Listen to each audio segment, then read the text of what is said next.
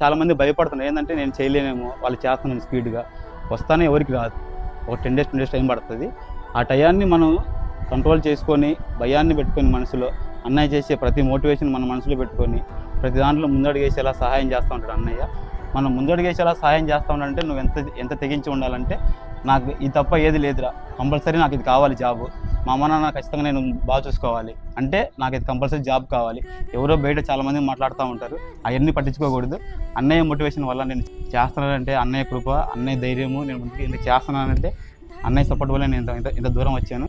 Thank you friends.